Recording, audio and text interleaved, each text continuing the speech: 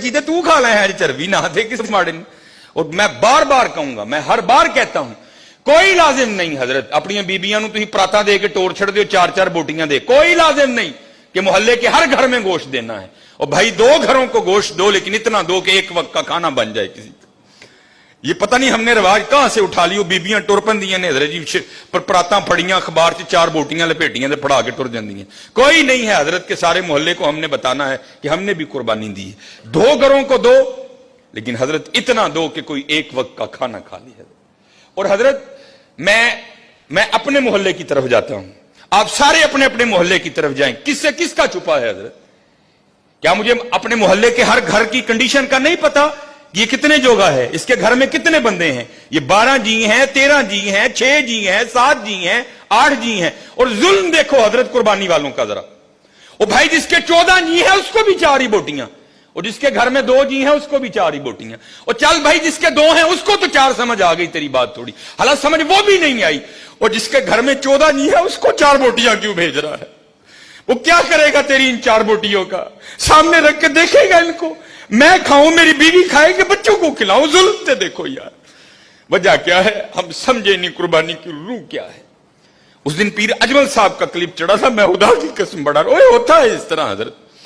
वो कहते हैं मदरसे का ना छोटा सा बच्चा था, और ईद इंजॉय भी बच्चे करते हैं हजरत, बड़ों का तो जमाना गुजर गया होता है ईद का।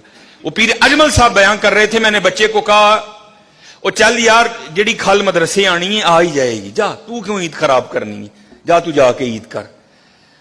तो पीर अजमल साहब बयान कर रहे थे गखड़ शरीफ वाले, कहा था ईद पे घर नहीं आना, ईद तुमने वहां ही करनी है। कहते मैंने पूछा क्यों भाई, ईद का मजा तो घर में है, घर में जाके कर, यहां क्या पुत्र मजा आएगा ईद का? तो फरमाते वो बच्चा मुझे आगे से जवाब क्या देता है, अम्मी ने कहा था वो ईद मदरसे में करना, चल तू भी को बोटी खा ही लेगा। अल्लाह,